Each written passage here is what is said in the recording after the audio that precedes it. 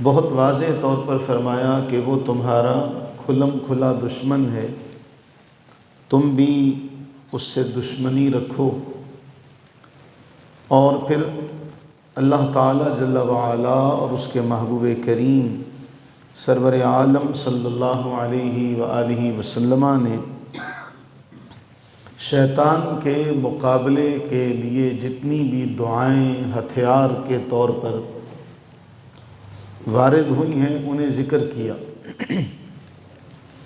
ان میں سے 4 اسباب کا ہم تفصیلی طور پر پڑھ چکے ہیں جو شیطان سے بچانے کے، اس کے شر سے بچانے کے سب سے بڑے مؤثر ہتھیار ہیں۔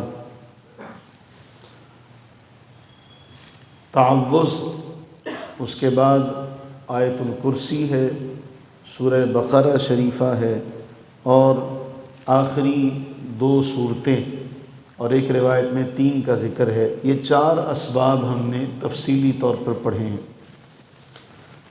5واں سبب شیطان سے بچنے کا، ہم جب دین کی تعلیمات پڑھتے ہیں تو ہم پر یہ بات واضح ہوتی ہے کہ جس طرح ہمارے جسم میں خون کی گردش جاری ہے، اسی طرح شیطان اپنے تمام ہتھیاروں کے ساتھ ہم پر حملہ آور ہے۔ وسوسے ڈالنے کا کام ہے، نقصان پہنچانے کا کام ہے، یہ سارا اس کی طرف سے جاری ہے۔ 5واں سبب یہ ہے، صحیح مسلم کی حدیث ہے، اور صحیح مسلم کی حدیث نمبر ہے 2691۔ حضرت سیدنا ابو ہریرہ رضی اللہ تعالیٰ عنہ اس کو روایت کرتے، فرماتے ہیں کہ رسول اللہ صلی اللہ علیہ وآلہ وسلم نے ارشاد فرمایا،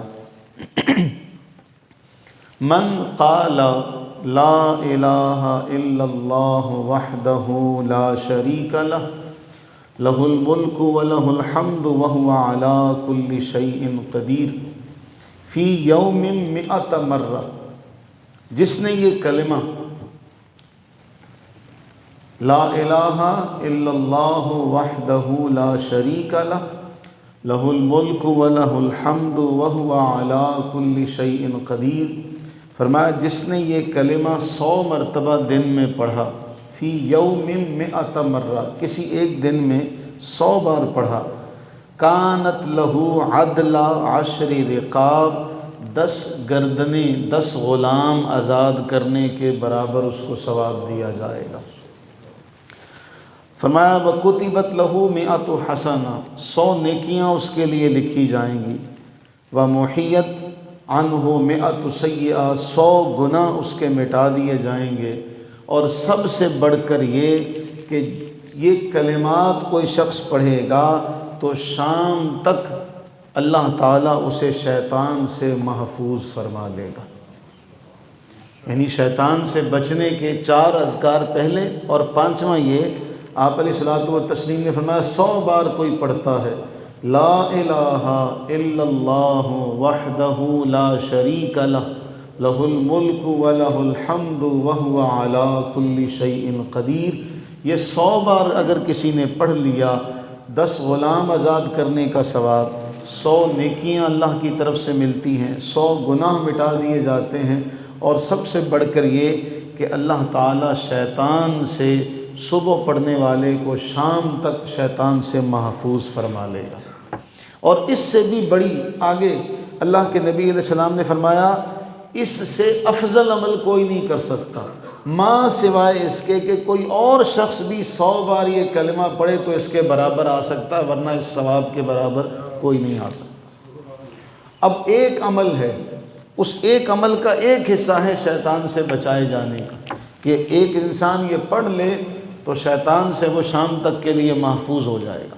اب شیطان سے تو شام تک کے لیے محفوظ ہو گیا، لیکن اس کے ساتھ جو باقی انعامات ملے، 10 غلام آزاد کرنا، صحیح مسلم کی، یہ نہیں کہ کوئی ضعیف روایت ہے، صحیح مسلم کی حدیث ہے، 10 غلام آزاد کرنا، 100 نیکیاں ملنا، 100 گناہ مٹا دیے جانا، اور پھر جب تک کوئی بندہ یہی عمل نہیں کرے گا اس کے برابر نہیں آ سکتا۔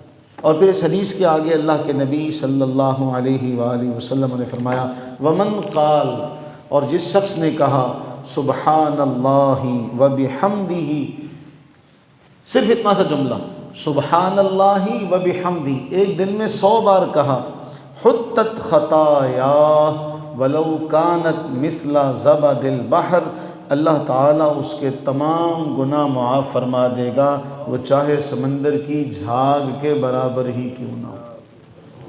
صرف اتنا سبحان اللہ و بحمدہ۔ تو ایک ہے لا الہ الا اللہ وحدہ لا شریک لہ لہ الملک و لہ الحمد وہو علی کل شیء قدیر، یہ 100 بار پڑھنے کا ذکر اس روایت میں ہے، اور اسی روایت میں فرمایا سبحان اللہ و بحمدہ، مختصر سا جملہ سبحان اللہ و بحمدہ 100 بار کہے، اس کے سارے گناہ سمندر کی جھاگ کے برابر ہی کیوں نہ ہو۔ محدثین لکھتے ہیں کہ ایسا عظیم وظیفہ کہ اللہ نے اتنے بڑے بڑے فائدے اس میں رکھے، اور عام فہم، آسان، کوئی مشکل نہیں ہے، ہر ایک کو آتا ہے سبحان اللہ و بحمدہ۔ اور جو کلمہ ہے ہمارے ہاں جو 6 کلمے مشہور ہیں، ان میں یہ چوتھے کلمے کو مختصراً اس کو اگر کسی نے یاد کیا ہو تو چوتھا کلمہ اسے کہیں کہ چوتھا کلمہ پڑھ لیا جائے۔ تو یہ وہ کلمات ہیں کہ آسان ہیں، کرنے بھی، کہنے بھی، عمل کرنا بھی ان پر آسان ہے، اور ثواب کے اعتبار سے اتنے ہیں کہ آپ دنگ رہ جائیں گے۔ تو ہمارے ہاں اصل مسئلہ یہ ہے کہ ہم چیزوں کے جو فوائد ہیں، افادیت ہے، اس سے ناواقف ہیں، ہم چیزوں کے فوائد سے ناواقف ہیں۔ اب جس کو اتنا ثواب ملے گا روزانہ 10 غلام آزاد کرنے کا، 100 نیکیاں ملنا، 100 گناہ مٹائے جانے، اور اللہ تعالیٰ اتنا اجر عطا فرمائے کہ جب تک کوئی اس جیسا عمل نہیں کرے گا اس کے برابر نہیں آ سکتا، یہ کوئی چھوٹا سا کام۔ تو 5واں سبب یہ ہے کہ اس کلمے کو دن میں 100 بار پڑھ لیا جائے تو اللہ تعالیٰ شیطان سے محفوظ رکھے گا۔ ہمارے ہاں جو کاروباری طبقہ ہے وہ اس وظیفے کو اپنا لے کہ بھئی ہم دکان پر بیٹھے ہیں، اپنے آفس میں بیٹھے ہیں، کام کاج کے لیے بیٹھے ہیں، تو وہاں یہ بھی پڑھتے رہیں تاکہ اس کی بھی برکت ملے، وہاں سے شیطان بھی دور ہو جائے گا۔ چھٹا جو سبب ہے شیطان سے بچنے کا، ایک بڑی طویل حدیث ہے جامع ترمذی کی۔ نبی صلی اللہ علیہ وآلہ وسلم ارشاد فرماتے ہیں کہ اللہ تعالیٰ نے حضرت یحییٰ کو، جو زکریا علیہ السلام کے بیٹے ہیں، حضرت یحییٰ بن زکریا علیہم الصلاۃ والتسلیم، انہیں 5 کلمات دیے۔ حضرت یحییٰ کو 5 کلمات دیے اور کہا کہ آپ اس پر خود بھی عمل کریں اور بنی اسرائیل کو یہ کلمات پہنچا دیں۔ یہ 5 باتیں آپ نے خود بھی ان پر عمل کرنا ہے اور بنی اسرائیل کو بھی یہ 5 باتیں کرنے کا حکم دیں۔ نبی صلی اللہ علیہ وآلہ وسلم نے ارشاد فرمایا، اللہ نے یحییٰ علیہ السلام کو حکم دیا کہ آپ اس پر خود بھی عمل کریں، بنی اسرائیل کو بھی حکم دیں، لیکن قریب تھا کہ وہ اس میں تھوڑا سا تاخیر کا شکار ہوتے۔ اللہ تعالیٰ نے حضرت عیسیٰ علیہ السلام کے ذریعے سے یحییٰ علیہ السلام کو بات بتائی۔ عیسیٰ علیہ السلام فرمانے لگے، اے یحییٰ، اللہ تعالیٰ نے تجھے 5 کلمات کا حکم دیا تھا، یہ دونوں ہم اثر ہیں۔ جب حضرت سیدہ مریم سلام اللہ علیہا جب وہ حجرے میں بیٹھتی تو قرآن کیا بیان کرتا ہے کہ جب کبھی ان کے پاس زکریا آتے تو وہاں بے موسم پھل دیکھتے اور پوچھتے، یا مریم انا لکی ھذا، اے مریم یہ کہاں سے آتے ہیں، یہ کیا ہے؟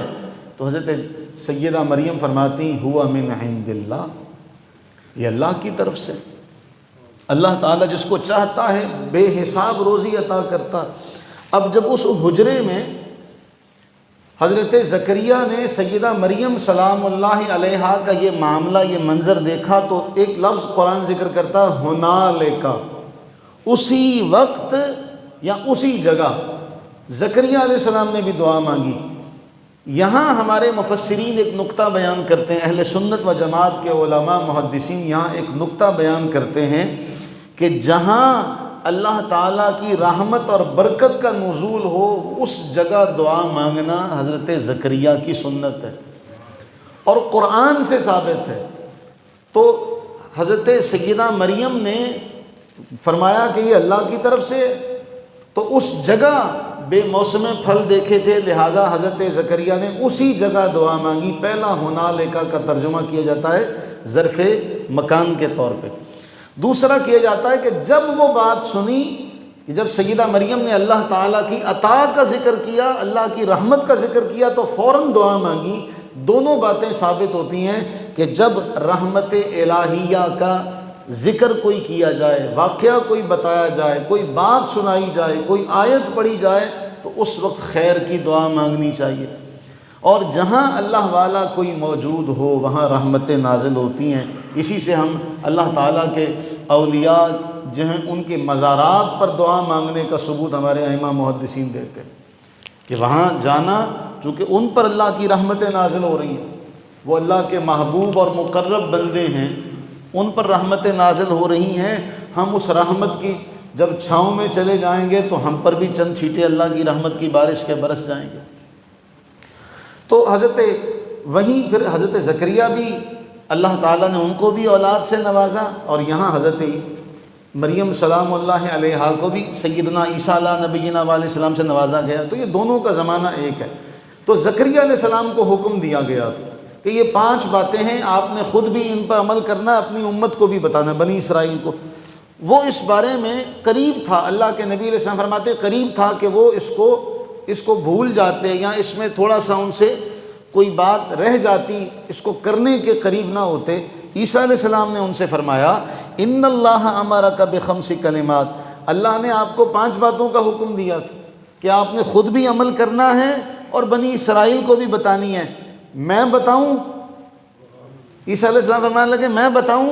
تو حضرت یحییٰ علیہ نبینا علیہ السلام فرمانے لگے کہ اللہ نے حکم تو مجھے دیا تھا، اور جب حکم مجھے دیا ہے تو بیان بھی میں کرنا چاہتا ہوں۔ مجھے ڈر ہے کہ اگر مجھے حکم دیا گیا اور میں اس کو بیان نہ کروں تو کہیں مجھ پر اللہ کا عذاب نہ آ جائے۔ مفہوم حدیث کا یہ جملہ ہے۔ تو اب وہ 5 کلمات کیا تھے؟ اب حدیث میں اللہ کے نبی صلی اللہ علیہ وسلم فرماتے ہیں فَجَمَعَ النَّاسَ فِي بَيْتِ الْمَقْدِسِ، بیت المقدس میں حضرت زکریا نے تمام لوگوں کو جمع فرمایا۔ اللہ کے نبی صلی اللہ علیہ وآلہ وسلم فرماتے ہیں فَامْتَلَأَ الْمَسْجِدُ، پوری مسجد بھر گئی۔ وَقَعَدُوا عَلَى الشُّرَفِ، یہاں تک کہ وہ اوپر کی جگہوں پر، کنگروں پتھروں پر دور دراز بھی لوگ بیٹھ گئے، پوری مسجد بھر گئی، اور آس پاس کی جو اونچی جگہیں تھیں وہ بھی بھر گئیں۔ فقال، اب حضرت زکریا فرمانے لگے ان اللہ امرنی بخمس کلمات، اللہ نے مجھے 5 باتوں کا حکم دیا، ان اعمل بہن، میں ان پر خود بھی عمل کروں، وآمرکم ان تعملوا بہن، تمہیں بھی حکم دوں کہ تم بھی ان پر عمل کرو۔ اولہن، ان میں پہلی بات، توجہ سے، اولہن ان تعبدوا اللہ ولا تشرکوا بہ شیئا، پہلی بات کہ مجھے اللہ نے حکم دیا کہ اللہ تعالیٰ کی بندگی کی جائے، اللہ تعالیٰ کی عبادت کی جائے، کسی کو اس کا شریک نہ ٹھہرایا جائے۔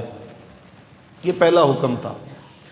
اب اس روایت میں 3 اللہ کے نبی اکٹھے ہو گئے۔ حکم ہوا حضرت زکریا علیہ نبینا علیہ السلام کو، اور پھر انہیں توجہ دلائی حضرت عیسیٰ علیہ نبینا علیہ السلام نے، اور اس کو بیان کیا ہم سب کے آقا کریم سرور عالم صلی اللہ علیہ وآلہ وبارک وسلم نے۔ فرمایا پہلی یہ ہے کہ اللہ کی عبادت کی جائے، کسی کو اس کا شریک نہ ٹھہرایا جائے۔ پھر حضرت یحییٰ اس کی مثال دیتے ہیں، اس کی مثال دیتے ہیں۔ اللہ کے نبی علیہ الصلوۃ والتسلیم نے ارشاد فرمایا، انہوں نے مثال دی ان مثل من اشرک باللہ، اللہ کے ساتھ شریک کرنے کی مثال پتہ ہے کیسی ہے؟ ایسے جیسے کسی نے کوئی غلام خریدا، سونے سے چاندی سے غلام خریدا، اس غلام سے کہا تم کمائی کرو اور کمائی کر کے مجھے دو، غلام ہو، تم کمائی کرو اور کمائی کر کے مجھے دو۔ اللہ کے نبی صلی اللہ علیہ وسلم فرماتے ہیں اب وہ غلام اس کا ہے، لیکن کام کر کے جو کمائی ہے وہ کسی دوسرے کو دیتا ہے۔ فرمایا شرک کرنا ایسا ہے کہ بندگی تو اللہ کی ہونی چاہیے، تم اللہ کو چھوڑ کر کسی اور کی بندگی میں لگ جاؤ، کسی اور کی عبادت کرنے لگ جاؤ، کسی اور کو معبود مان لو، تو یہ ایسا ہی ہے کہ بندے تو اللہ کے تھے، بندگی کسی اور کی ہوئی۔ غلام تم نے خریدا، تمہیں فائدہ پہنچانے کے بجائے، تمہیں اپنا آقا ماننے کے بجائے وہ کسی اور کو آقا مان لے تو تمہیں کیسا لگے گا؟ فرمایا یہ ہے، اس سے بچو، اللہ کی عبادت کرو، عبادت میں کسی کو شریک نہ ٹھہراؤ، پہلی بات۔ دوسری بات، ان اللہ امرکم بالصلاۃ، اللہ نے تمہیں حکم دیا ہے نماز کا۔ حضرت زکریا اور حضرت عیسیٰ علی نبینا و علیہم السلام، حضرت یحییٰ کیا فرما رہے ہیں؟ اللہ نے تمہیں حکم دیا نماز کا۔ اب وہ بات جو میں نے گزشتہ جو میں کہی تھی کہ کہتے ہیں جی صرف اس امت پر نماز ہے، باقی امتوں میں نماز کا تذکرہ ہی نہیں، تو یہ حدیث اس میں بھی دلیل موجود ہے کہ حضرت یحییٰ کہہ رہے ہیں اللہ نے تمہیں حکم دیا نماز کا۔ فَإِذَا صَلَّيْتُمْ، لہٰذا ایک کام کرو، جب تم نماز پڑھنے لگو فَلَا تَلْتَفِتُوا، تو ادھر ادھر توجہ نہ کرنا، یہ دوسرا حکم ہے۔ جب نماز پڑھنے لگو تو ادھر ادھر توجہ نہ کرنا۔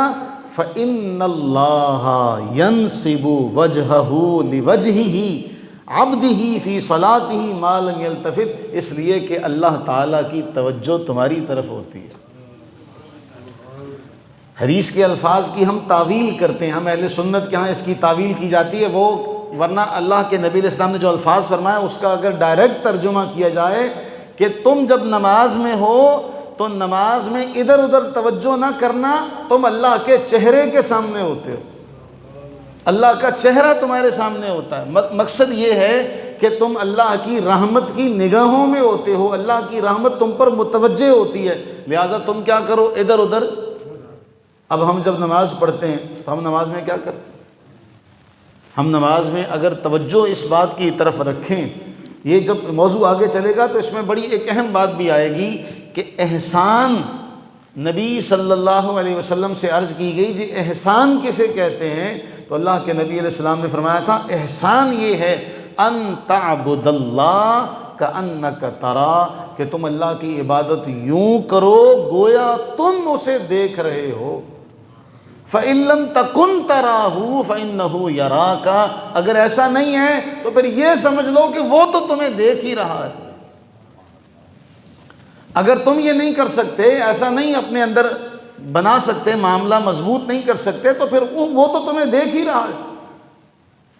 پھر قرآن نے بڑے حسین الفاظ فرمائے، اور وہ خطاب تو رسول اللہ صلی اللہ علیہ وآلہ وسلم سے، لیکن مراد پوری امت ہے کہ جب تم سجدہ کرتے ہو، کھڑے ہوتے ہو، بیٹھتے اٹھتے ہو تو اللہ کی نظروں میں ہوتے ہو۔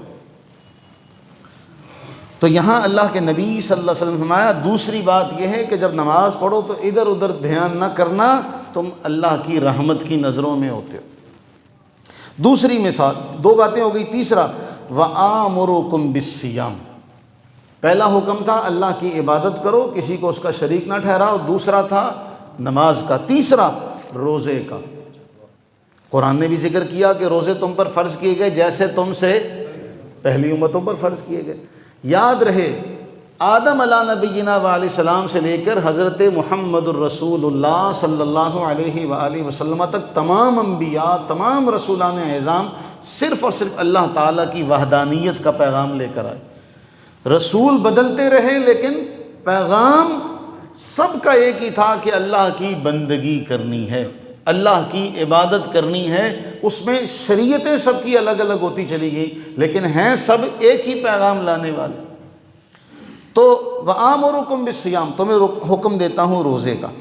اب روزے کی مثال ایسے ہے جیسے ایک آدمی جماعت کے ساتھ ہے اور اس کے ساتھ اس کے پاس ایک تھیلی ہے جس میں مشک ہے، یا یوں سمجھا جائے اس کو ہمارے دور میں یوں کہا جائے 10 آدمی سفر کر رہے ہیں اور ایک کے پاس خوشبو ہے، اور وہ خوشبو جو ہے اس کے ساتھ چلنے والے 9 افراد کو بھی محظوظ کرتی ہے، وہ بھی اس سے لطف اندوز ہوتے ہیں، ان کو بھی فرحت ملتی ہے۔ تو فرمایا اسی طرح روزے دار کے منہ کی بو اللہ کے ہاں مشک سے بھی زیادہ قیمتی ہے۔ 3 باتیں، اور اس کے بعد فرمایا وَآمُرُكُمْ بِالصَّدَقَةِ، چوتھا تمہیں حکم دیتا ہوں صدقے کا۔ یہ یحییٰ علیہ السلام فرما رہے ہیں تمہیں حکم دیتا ہوں صدقے کا، اور صدقے کی مثال یہ ہے جیسے دشمن نے قیدی بنا لیا اور ہاتھ باندھ دیے گردن کے پیچھے کہ کچھ کر نہیں سکتا، ہاتھ بھی بندھے ہوئے ہیں اور بندے بھی پیچھے ہیں کہ کچھ کر نہیں سکتا، اب اس کو لے کر چلتے ہیں کہ بھئی اب اس کی گردن اڑا دیں، تو وہ قیدی کہتا ہے میرے پاس کچھ مال ہے، وہ مال لے لو اور مجھے آزاد کر دو، تو وہ اس سے مال لے لیں اور اسے آزاد کر دیں۔ فرمایا صدقہ کیا کرو، صدقے کی مثال ایسے ہی ہے جیسے وہ فدیہ دے کر آزاد ہوا، تم بھی صدقہ دے کر اپنے آپ کو جہنم سے آزاد کروا دو۔ اسے دوسرے مقام پر اللہ کے نبی علیہ السلام نے کیا فرمایا تھا؟ اتقوا النار ولو بشق تمرہ او کما قال، کھجور کا ایک ٹکڑا بھی دے کر جہنم سے بچا سکتے ہو تو بچا لو۔ گویا جو تم صدقہ دیتے ہو اللہ کے راستے میں وہ ایسا ہی ہے کہ اپنے آپ کو جہنم کی آگ سے آزاد کرواتے ہو۔ اور میں ایک اور یہاں ضمناً 4 باتوں کے بعد ایک اور بات ضمناً عرض کروں۔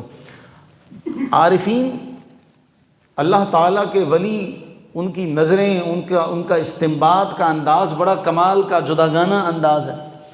ربنا آتنا فی الدنیا حسنہ، قرآن کی سب سے بہترین دعاؤں میں جامع دعا، جس کے کلمات مختصر اور اس میں سب آپ نے مانگ لیا۔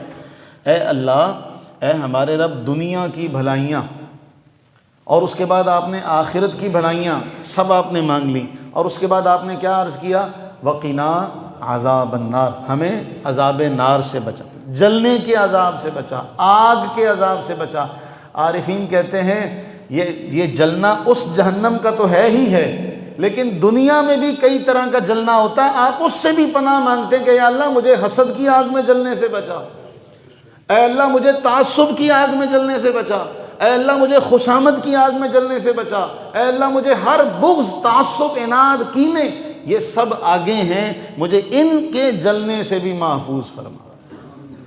تو قرآن تو اتنا فصیح ہے، اتنا بلیغ ہے کہ ہم تو اس کے معنی میں غوطے لگاتے چلے جائیں تو ہم اس کے معنی کی تہ تک کبھی نہیں پہنچ سکتے۔ تو صدقہ دینے کی مثال بھی ایسے ہی ہے جیسے اپنے آپ کو جہنم سے آزاد کروانا۔ 4 باتیں ہو گئی، اور فرمایا 5ویں وَآمُرُكُمْ أَن تَذْكُرُوا اللَّهَ، یہ جو ہمارا موضوع تھا اس کے مطابق اس نے تمہیں حکم دیا، میں تمہیں حکم دیتا ہوں اللہ کا ذکر کرو۔ اللہ نے حکم دیا حضرت یحییٰ علیہ السلام کو، عیسیٰ علیہ السلام کو، اور پھر رسول اللہ صلی اللہ علیہ وسلم نے بیان فرمایا۔ اب ان ساری نسبتوں سے ہمیں بھی حکم ہے کہ حکم دیا جاتا ہے تمہیں کیا کرو؟ اللہ کا ذکر کرو۔ کیوں؟ اس کی مثال ایسے ہے کَمَثَلِ رَجُلٍ خَرَجَ الْعَدُوُّ فِي أَثْرِهِ سِرَاعًا، ایک آدمی بھاگ رہا ہے، اس کے پیچھے دشمن ہیں، اور وہ دشمنوں سے بھاگتے بھاگتے ایک مضبوط قلعے میں جا کر پناہ لے لیتا ہے، دشمن اس کا اب کچھ بگاڑ نہیں سکتے۔ اللہ کے نبی علیہ السلام نے فرمایا یہ ذکر بھی ایک قلعہ ہے کہ جب تم اس قلعے میں آ جاؤ گے تو دشمن تمہارا بگاڑ کچھ نہیں سکتا۔ تو ایسے ہی بندہ جب اللہ کا ذکر کرتا ہے تو اللہ کے ذکر کی وجہ سے وہ شیطان کے شر سے بچ جاتا ہے۔ تو یہ 6واں سبب ہے شیطان سے بچنے کا۔ ان 5 باتوں میں جو ہمارے موضوع کے مطابق ہے وہ کیا ہے؟ اللہ کا ذکر کرنا، اللہ کا ذکر کرنا، اور اس ذکر کی بدولت کیا ہوگا؟ اللہ کے نبی علیہ السلام نے فرمایا تم شیطان کے شر سے بچ جاؤ گے۔ قرآن نے اس حوالے سے بڑی اہم بات فرمائی۔ قرآن فرما رہا ہے وَمَن يَعْشُ عَن ذِكْرِ الرَّحْمَنِ نُقَيِّدْ لَهُ شَيْطَانًا فَهُوَ لَهُ قَرِينٌ۔ قرآن فرماتا ہے کہ جو رحمان کے ذکر سے منہ پھیر لے تو ہم ایک شیطان اس پر مقرر کر دیتے ہیں تو وہ اس کا ساتھی ہو جاتا ہے، مسلط کر دیتے ہیں، وہ ساتھی کو حاکم بنا دیتے ہیں، پھر وہ جو کہتا ہے یہ وہی کرتا ہے۔ کون؟ جو رحمان کے ذکر سے منہ موڑ لے۔ وَمَن يَعْشُ عَن ذِكْرِ الرَّحْمَن، جو رحمان کے ذکر سے منہ پھیر لے پھر اس کا دوست شیطان ہوتا ہے، ایسا دوست ہوتا ہے کہ وہ جو حکم دیتا ہے یہ وہ کرتا ہے۔ صاحب صراط الجنان نے اس کی 3 توجیحات کی ہیں، اللہ کے ذکر سے منہ موڑنا۔ کتنی توجیحات کی ہیں؟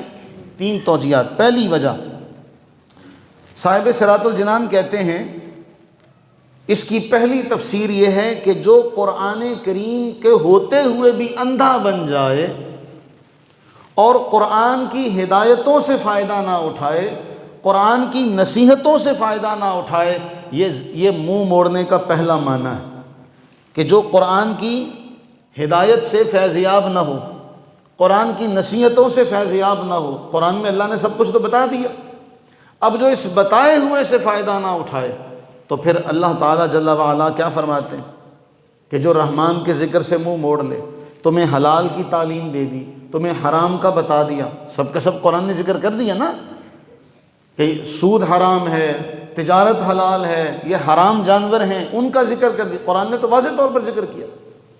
اب جو اس سے فائدہ نہ اٹھائے، اللہ کی اطاعت نہ کرے، اللہ کی بندگی میں نہ جائے، تو یہ ہے اللہ کے ذکر سے منہ موڑنے کا پہلا معنی کہ قرآن سے فائدہ نہیں اٹھا رہا۔ تو جو قرآن سے فائدہ نہیں اٹھا رہا، اللہ تعالیٰ کیا فرماتے ہیں کہ ہم نے شیطان کو اس کا ساتھی بنا دی، پہلی توجیہ۔ دوسری کہ جو اللہ کے ذکر سے منہ موڑ لے کہ اللہ کی پکڑ سے بے خوف ہو جائے۔ ایک مومن کو ہمیشہ اس بات کا ڈر رہتا ہے کہ میں جو بات کہہ رہا ہوں مجھے اللہ کے ہاں اس کو ثابت کرنا، میں کسی کے بارے میں کوئی رائے قائم کر رہا ہوں تو اللہ کے ہاں مجھے اس کے بارے میں ثبوت دینا۔ اللہ کے ہاں یہ تو نہیں کہہ سکتے جی میں نے فلاں سے سنا تھا۔ بولیے، قرآن میں اللہ تعالیٰ جل وعلا نے فرمایا کہ جب یہ سارے کہیں گے نا اس نے ہمیں پھنسایا، تو شیطان پتہ کیا کہے گا؟ ان اللہ ایک وعدہ تم سے اللہ نے کیا تھا، ووعدتکم، ایک وعدہ میرا تھا، تو میں نے تو اپنے وعدے کی خلاف ورزی کی، تمہیں میرا پتہ نہیں تھا تو تم کیوں میرے پیچھے چلے؟ اب میں تمہارے کسی کام نہیں آؤں۔ وقال الشیطان لما قضی الامر، جب سارا معاملہ ہو جائے گا وہ کہے گا کیوں میرے پیچھے چلے تھے بھائی تم؟ تو اللہ کے ہاں یہ کہہ کر جان نہیں چھوٹے گی۔ ہم نے فلاں شخص کے بارے میں ہم باتیں کرتے ہوئے کہتے ہیں یار یہ جو زید ہے نا یہ اچھا آدمی نہیں ہے، ہم نے وہ آنکھوں سے دیکھا ہے، اور ہم اپنی زبان سے رائے قائم کرتے چلے جا رہے ہیں۔ جس طرح پچھلے جو میں ہمیں پڑھا تھا کہ غیبت کیا ہے؟ کسی کے بارے میں رائے قائم کرنا۔ گمان کیا ہے؟ کسی کے بارے میں رائے قائم کرنا، اس کی برائی کرنا، اور ہمارے معاشرے میں یہ عام ہے۔ اور ہمارے معاشرے کی بے حسی یہ ہے کہ کسی دور میں کہتے تھے جی خواتین جہاں پہ اکٹھی ہو جائیں 4 کی برائیاں کرتی ہیں، اب مردوں کا بھی یہی حال۔ ہم نے ایک سے سنا اور رسول اللہ صلی اللہ علیہ وآلہ وسلم کا فرمان سب دھیان سے سنیں۔ اللہ کے نبی فرماتے ہیں سنی سنائی بات کرنا یہ انسان کے جھوٹا ہونے کے لیے کافی ہے۔ کسی آدمی کے جھوٹا ہونے کے لیے یہی کافی ہے کہ وہ سنی سنائی بات بیان کر دے۔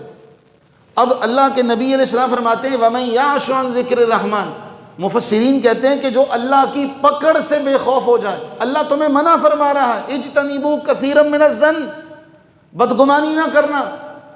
اللہ تمہیں منع فرما رہا ہے کسی کا مذاق نہ اڑانا، اور ہم مذاق اڑا رہے ہیں یار فلاں آدمی معذور ہے، فلاں آدمی ایسا ہے، فلاں آدمی ایسا ہے۔ اب ہم اس کی بیماری کا مذاق اڑاتے ہیں، اس کے عذر کا مذاق اڑاتے ہیں۔ دین اسلام میں تو یہ پسندیدہ نہیں ہے۔ لا یسخر قوم من قوم عسى ان يكونوا خیرا منہم، قرآن نے فرمایا کسی کا تمسخر نہ اڑاؤ، ہو سکتا ہے وہ تم سے بہتر ہو۔ اور عورتوں کو علیحدہ کہا اے عورتوں تم بھی خیال کرو، کسی کا مذاق تمسخر نہ اڑاؤ، ہو سکتا ہے وہ تم سے بہتر ہو۔ لیکن ہمارے ہاں نام بگاڑنا، ہمارے ہاں کسی کا الٹا نام رکھنا، ہمارے ہاں چغلیاں کرنا، ہمارے ہاں غیبت کرنا، یہ ہمارے معاشرے کا ایسا فیشن ہے جس کو ہم گناہ سمجھتے ہی نہیں ہیں۔ تو فرمایا جو اللہ کی پکڑ سے بے خوف ہو جائے کہ مجھے کون سا کسی نے پکڑنا، اس کو عذاب کا ڈر نہ ہو، اب اللہ ایک شیطان مقرر کر دیتے، لے جا اس کو سنبھال لے۔ تیسرا معنی، جو دنیا کی لذتوں کو اپنے لیے حرف آخر سمجھ بیٹھے کہ بس یہی سب کچھ ہے، اور دنیا کمانے کے لیے وہ لگ جائے۔ آپ اسے کہیں آپ معاشرے میں پھریں، ہمارے ہاں ہونا تو یہ چاہیے تھا کہ قرآن کریم کی تلاوت ہوتی۔ پچھلے وقتوں میں ہمارے سارے بڑے، ہمارے گھروں میں خواتین مرد جو بوڑھے تھے، ان کا معمول یہ ہوا کرتا تھا کہ صبح کو گھر میں قرآن کھولا جاتا تھا۔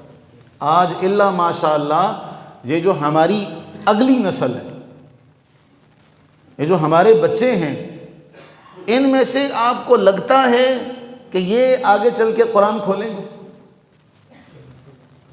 آپ اس جنریشن کو چھوڑ دیں، جو آج جو بچے پڑھ رہے ہیں، کیا آپ کو لگتا ہے کہ یہ قرآن کھول کے بعد میں اس کو پڑھیں گے؟